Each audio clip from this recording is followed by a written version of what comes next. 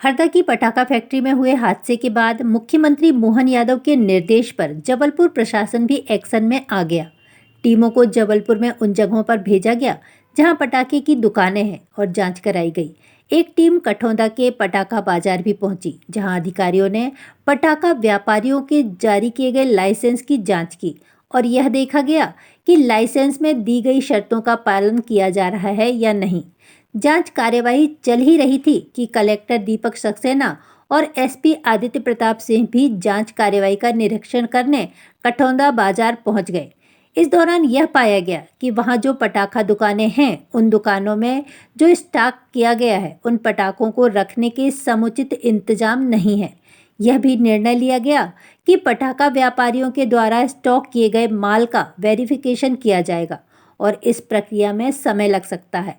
लिहाजा एहतियात के तौर पर पटाखा बाजार की सभी दुकानों को माल का वेरिफिकेशन होने तक सील कर दिया गया है। कलेक्टर दीपक सक्सेना ने कहा कि एहतियात के तौर पर दुकानों को सील करने का निर्णय लिया गया है। स्टॉक का वेरिफिकेशन होने के बाद निर्णय लिया जाएगा। इसके साथ साथ अब नियमित रूप से पटाखा दुकानों की जांच की जाएगी। उन्होंने बताया कि गुरंदी और गलगला में भी जांच टीमों को भेजा गया है। क्या कुछ पाया गया? जिले में कुल मिला के 137 इकाइयाँ हैं जो लाइसेंसी हैं। उन सभी की जांच के लिए हमने एसडीएम और एसडीओपी की एक टीम गठित की है जो लगातार जांच आज पूरे दिन भर करेंगे। आज यहाँ का जो मेन मुख्य बाज़ार है जबलपुर का, इसकी जांच भी सुबह से हमारी टीमें कर रही हैं। तो जांच कार्रवाई कैसी चल रही है उसका इंस्पेक्शन करने के लिए एसपी साहब और हम लोग यहाँ आए हुए थे। प्राइमा फेसी आपने भी देखा है कि जो सुरक्षा के जो नॉर्म्स हैं, उन नॉर्म्स का भी पालन नहीं हो रहा है।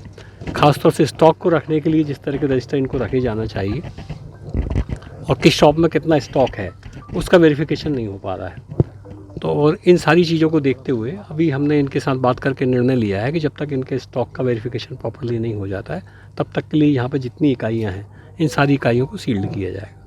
ठीक है सर, नीमखेड़ा में भी सर फैक्ट्री चल रही है पटाखों बनाने की, क्या उस पर भी कार्रवाई की जाएगी? नीमखेड़ा में यदि चल रही होगी वहाँ हमारी टीम जाएगी जांच करने पे। यदि कोई अनियमितता होगी तो कार्रवाई करेंगे। सर, शहर के मुख्य बाजार जो है गलगला में भी दुकानें लगी, सर लोगों ने रहवासी इलाकों में भी गोडाउन वो आज के समाचार पत्रों में भी जानकारी थी, उसको हमने संज्ञान में लिया है और गुरंदी बाजार में और गलगला में हमने टीमें भेजी हैं। वहाँ पे भी यदि किसी तरह की कोई अनियमितता पाई जाएगी तो कार्रवाई होगी। चेकिंग हमेशा क्यों नहीं चलनी चाहिए? कोई बड़ा आप सही कह रहे हैं, आप बिल्कुल सही बात कह रहे हैं कि चेकिंग नियमित रूप से चलना चाहिए। कलेक्टर और एसपी की प्रायोरिटी में होना चाहिए। एसडीएम और सीएसपी को लगातार इसकी जांच करना चाहिए।